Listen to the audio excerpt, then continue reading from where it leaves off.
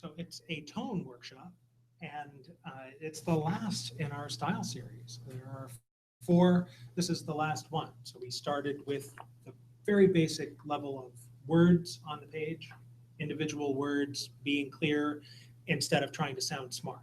So identifying human characters, who's doing what. That's useful in just about every walk of life, whether you're in the sciences or business or somewhere else. You need to be able to say the main character involved in whatever you're describing, the experiment, the business plan, whatever. Then we zoomed out a bit to the level of the sentence and talked about emphasis. Where do we need to put the main point in a sentence? The end, by the way, is the answer. Then we zoomed out to the paragraph level. How do you make sure that people aren't missing the main point of your paragraph? Well, you put it at the bottom, bury it in the middle. And finally, now we're all the way zoomed out to the level of the document, to the paper, but you'll find that word choice still matters. Word choice still matters. The question we're going to ask is, how can we strike the right tone in a document that we're writing? Apart from the sentences and the paragraphs, how do we sound like we need to sound? You don't want to sound like a college student trying to sound professional. That's invariably bad and not very far away from trying to sound smart. You want to sound like you've been there before. You want to sound like you belong in the professional conversation, because you do. And there are technical terms that you'll use often to show that you belong in the professional conversation, but you're not just using them to sound smart. So how do we sound savvy without sounding irresponsible? Casual enough, not stiff, but not too casual. There's an art to that. So let's look at some examples, and you'll have this on your handout. Don't flip this over just yet. Have a look at the top, which is the first one.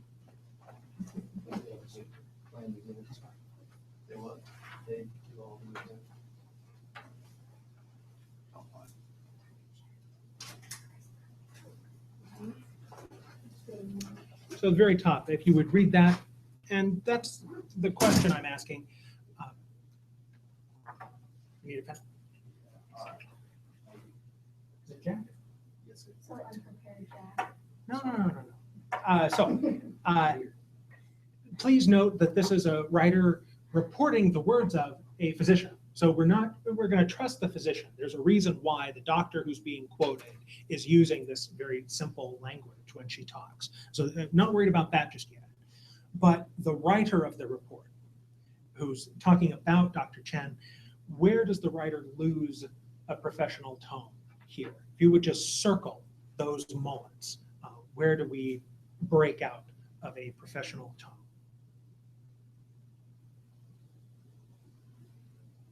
Could be verbs, nouns, adverbs, any words that don't really work here.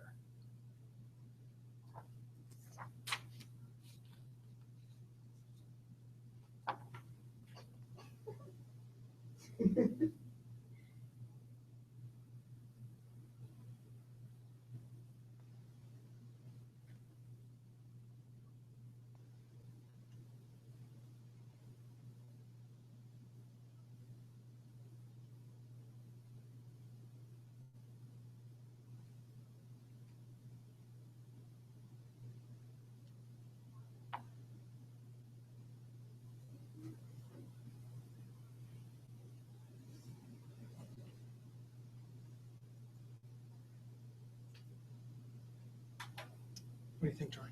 I don't think she should have said like their luck will run out. Their luck will run out. Cliche, and then saying it's cliche. The deadly disease. The deadly will disease will seal their fate. Yes. You don't say that. What's with that? That's like if you were talking to somebody else, like a physician wouldn't say that. She would use different words. Absolutely, right. Like she would use, what's the name? She would make it sound better than it is at least. Like Well, seal their fate. Seal their fate. It's melodramatic, Yeah. but so it's too dramatic, but it's also too cliche. So it doesn't really strike the right tone. Any other moments? Jack, what did you notice? What did you circle? Because you should actually physically circle it with the pen that you have. But what else? That's not the only moment. No matter how awful the risk. Awful, no matter how awful the risk. What's wrong with awful? You're right, but what's wrong with that? Just kind of out there. Out there, okay. Thoughts about that? Awfulness there in the last line. Sawyer, what do you think? What else or what? Well, first of all, what's wrong with awful? I guess they could come up with it. Right, a statistic or something, right? So for one thing, it's vague. We would rather have evidence. So it's not specific enough, and at the same time, it's too dramatic. It doesn't sound like professionals sound. Same thing with surely.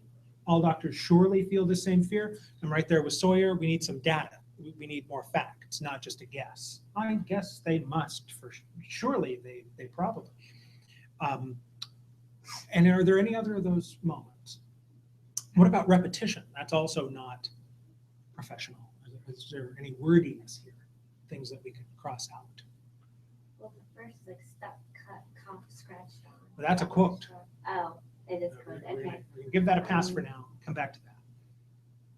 Because it's a quote from Dr. Pauline Chen, and she's a doctor.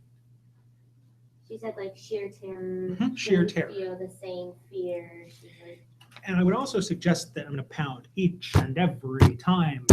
That sounds like a speech. It could have a place if I was running for office. Each and every time this Congress has been presented with a bill, it has a kind of rhythm to it that works in an oration, but it doesn't belong in professional writing.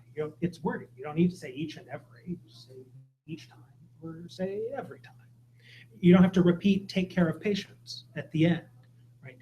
She consented to an unspoken contract with the public to take care of patients because it's a privilege to take care of patients. You don't have to say that twice.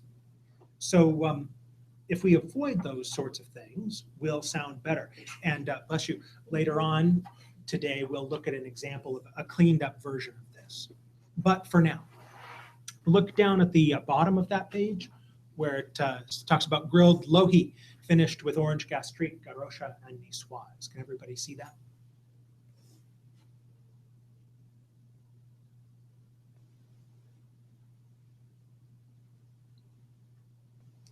What's that? Who talks like that? Where would we see something like that? I don't know what grilled lohi is, but Well, no, but we know what a grill is. Like I feel like it's kind of like like a chef. Mhm. yeah, Like a but, chef. like not American food though. Yeah. You're right. So this is sounding exotic. We've gone far and wide to find this sophisticated food, and a chef would put this on a menu. Why? To make Make it it sound sound good. like exotic and like Yeah. like they've never had this. And if it's exotic and you've never had it before, I can charge you more for Yeah. it. Also, what are you going to have to do when you sit down at the restaurant and the menu looks like this? If you want to actually know what you're getting for dinner, You have to ask you'll have to ask. Who will you ask? the waiter. The waiter. And then at the end of the night, what will you have to do before you leave? Besides pay for the food, Sounds good. tip the waiter. Yeah, Because you've had to hire this professional translator to explain what grilled lohi finished with an orange gastrique, garosha, and niçoise is. So it's part of the business plan. The language is too hard to understand for a reason, for several reasons. That's tone. That's a choice that you make. And we'll look at a translation in a moment. How about number 2? An appreciation of the effects of calcium blockers can best be attained by an understanding of the activation of muscle groups. Tori says a medical what? Like a medical, like a physician I or. feel like it's like a teacher kind of teaching their interns. Right. Okay. So right. So Too much grace. not students, but interns who are kind of supposed to know these technical terms. You're in a professional setting. Is it Roger? Yeah. Why would we use that particular language there, Roger? In number 2. They assume that they know what the calcium blockers are, the activation of muscle groups. Like this could be for like maybe advanced health class or something. Yeah, exactly. Yeah, so it's a language that signals you should know these terms, and I do too. These are our professional pieces of terminology in healthcare, and so we're sitting here as experts together talking. It's a tone that includes you on the condition that you are also an expert as I am. How about number 3, number 22, and then we've got these abbreviations, some letters and some numbers. What's that about? Is it like an IT? Baseball stats. Yes, in this case, baseball stats. Baseball stats. UNF's opening game is Friday at 6. So very exciting. In this case, somebody, number 22 on the baseball team, pitched these innings pitched, has allowed this many hits and runs, earned runs, bases on balls, also known as walks, strikeouts, and so on. Why that really compressed format, where unless we know baseball, we're going, what is that? Is that code? Why just that really condensed kind of abbreviation?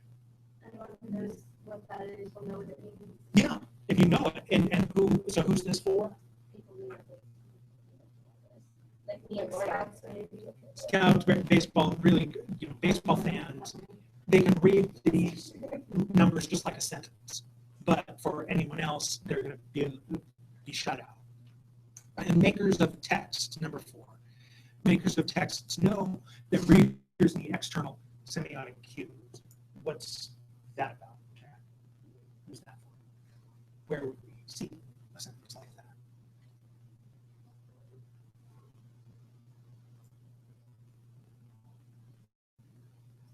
What are texts? Can you give me some examples? Sounds like Tara, so Yeah, right? Yeah, Tara's class. Can you give me some examples of texts? Discourse. Okay. I mean, I'm looking at some right now. There's a shelf right there with some texts on it. So texts can be books. Texts can be magazines. What else could be a text? Something that you analyze. A newspaper article, or even a movie theoretically. But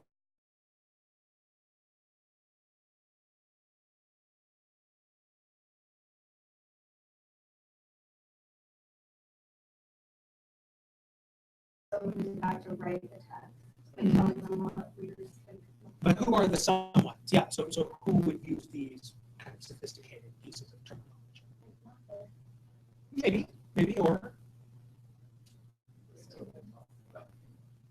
yeah, so the sort of English department English. Sorry, flip this over if you would. Let's have a look at the different versions of the same information. What I'd like you to do, assuming we do all have something to write with, just look at, you've got 1A, 1B, same data, same facts, just pitched in a different tone.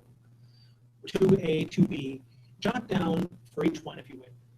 Who is this for? Who's the audience? And where would they find this? It could be a blog, could be on television. Same audience, right? Could be different, probably different audiences. But just answer for each one. Who's the audience and where would they see this information or hear it? Could be on TV or online. Something. Wait, who's the audience? Where would they see this?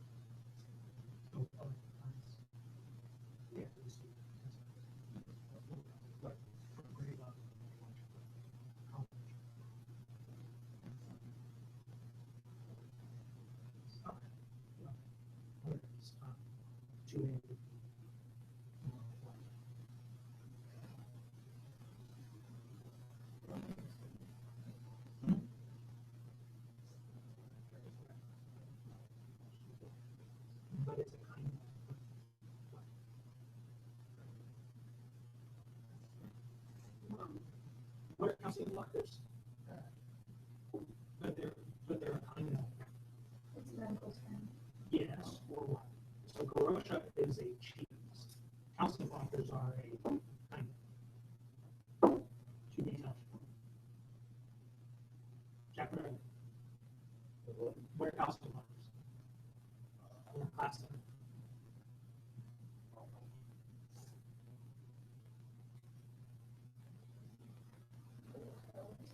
Yeah, they're a kind of drug.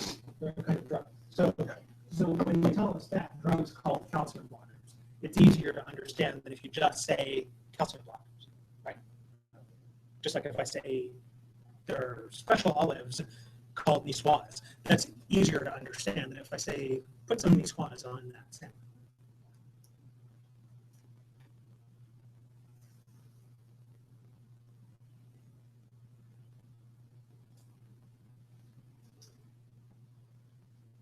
So what do we think? 1A, we said, is a menu, kind of a expert menu that's trying to sound exclusive. That's like a high-end restaurant. High-end restaurant. Absolutely. They can't just say salmon. No. But what about 1B? Recipe book for the amateur chef. Cookbook for right. So I can understand that at home. I can buy salmon. I can put olives on the salmon. That's not possible. What else? Where else would I see 1B? Yes. If the waiter was explaining it, he might say, well, what we do is we take the salmon and we do X, Y, and Z. Yeah, so that might be the translation that she gives me. That he gives me. Other places I might find 1B? Online, exactly. Recipe. So this is designed for a general audience that might want to do some more adventurous cooking. And it's written in such a way just to calm me down. Don't be afraid of the fancy name. It's just a kind of cheese. It's just a kind of olive. 2B. We said 2A would be for kind of a professional audience in healthcare. What would 2B? What would its location be? But article about muscles. An article where? In a health book or maybe a textbook, anatomy class. Yeah, what level? Basic. Yeah, so it's talking about something that's still complex, right? Calcium blockers, the way these drugs act on the muscles. But it's pitched in a way that I can understand it even if I'm not an expert yet. 3B, we said 3A is for the avid baseball fan. What about 3B?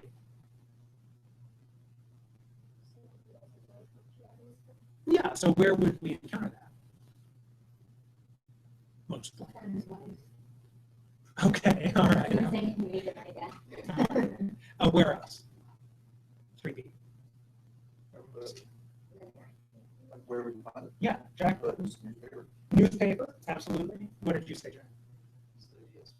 ESPN, yeah. So you can imagine, a cooking show talking about the salmon, the kind of a television audience. You can imagine ESPN explaining the stats a little bit, just to catch people up, in case they're not used to reading baseball stats all day, but they're interested. And finally, 4B, where would we encounter that? Authors, editors, publishers, illustrators, create a book. Roger, what do you think?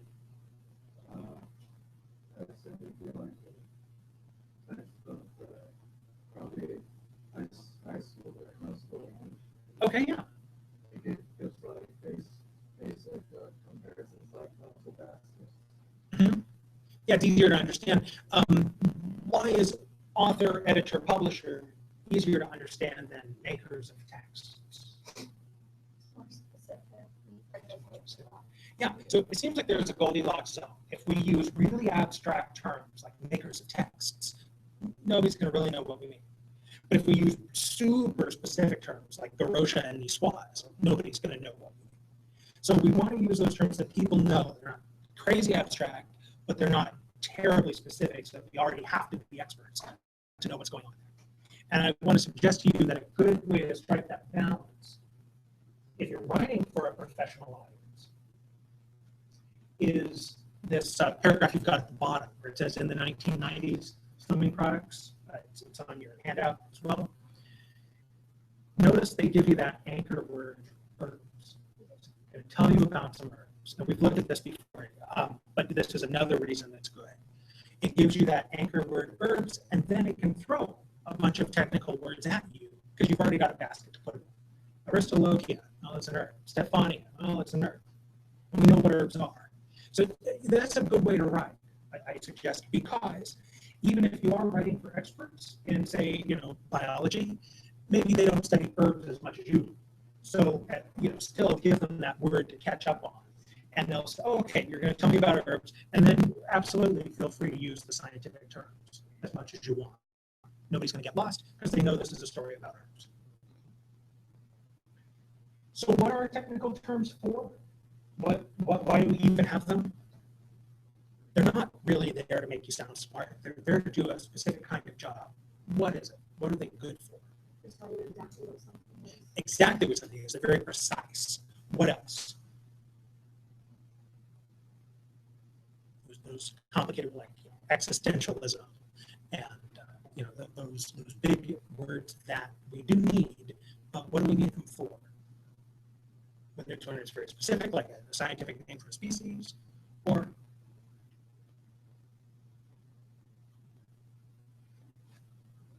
text. I mean, text is a good example.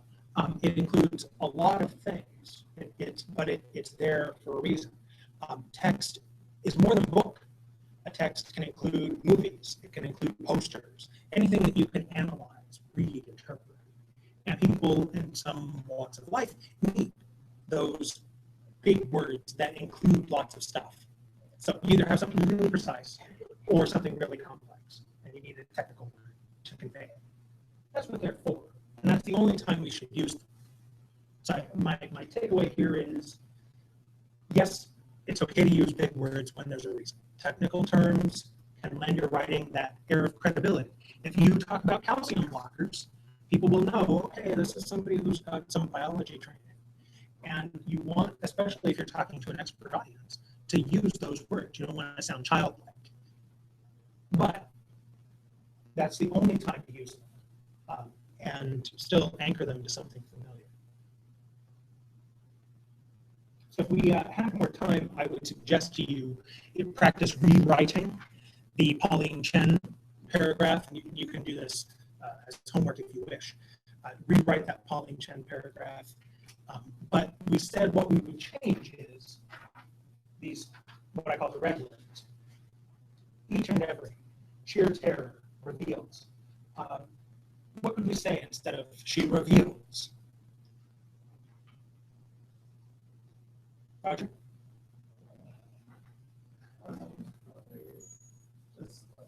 Says, for heaven's sake, that's what she said. Pauline Chen says that she feels the floor fall away every time. In sheer terror of the consequences, no. So we would probably want something more like this. Even after being stuck, cut, coughed on, scratched, and splashed on, that's a quote.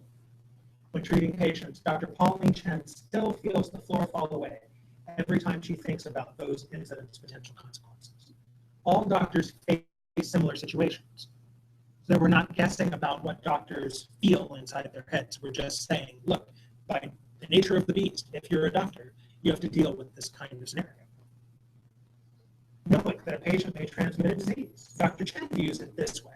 She consented to an unspoken contract with the public to take care of patients no matter the risk. In fact, it's a privilege, it's a calling. Now, much cleaner. What's the advantage of getting rid of those big scary words about the sheer terror of a deadly disease sealing their fate? Absolutely.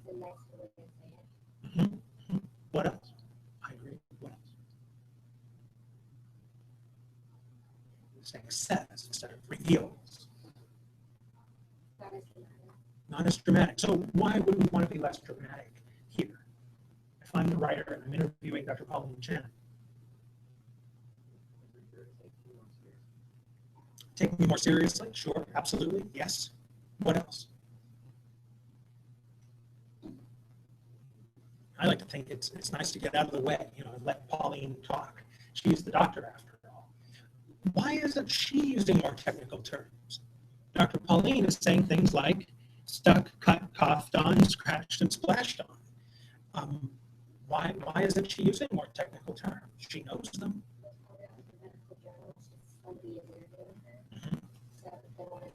She wants them to understand she's saying. Right. Now, who needs to know this? Who does she want to reach to tell them about the realities of being a physician? Okay. But not necessarily in those terms and stuff. So Tori's all over it, but everybody's with that. What Tori just said is an excellent point. People who want to go into that field. So if I'm a professional, as stated in this case, a doctor, and I'm trying to tell people what it's like to be a doctor, I don't want to use fancy words. I want to say, look, if you really want to be a doctor, you're going to get stuck, cut, coughed on, splashed on. That's what we do. It's not all glamorous. And you need to know that if you're going to be in this field. So there's a very good reason why Dr. Chen is talking simply and plainly, because she thought about her audience. So I want to suggest to you, this is the takeaway. Take out, for heaven's sake, any technical terms that are just there to sound smart. Use them as needed to convey complicated things or really specific things when that's necessary. If you do need to rattle off a bunch of technical terms, at least tell us what you're talking about. Don't list 7 species of herbs before you say this is a story about herbs. Also, of course, take out any dramatic language. If you've got a good piece of evidence, you're talking to Dr. Chen, shut up and get out of the way, right? We want to trust our evidence. If you've got a good person to quote or some good data, give us the quotes and the data. You don't have to dress it up. Just tell us like the situation. Tell us like it is. Give yourself permission to do that, and that will be an effective document. Questions? That makes sense? Yeah. It's not like really about the total. We're going to exit ticket. Which one is it? The document level? Yes, it's document level. That's correct. Yes. Yes. Good question. You want to be on top of those things. Thoughts? You look thoughtful. Was this useful? Yeah. Good. Thank you. Right. So you've got permission to use those SAT words, but it's very careful and neat. Thank you very much. Thank you. Thank you.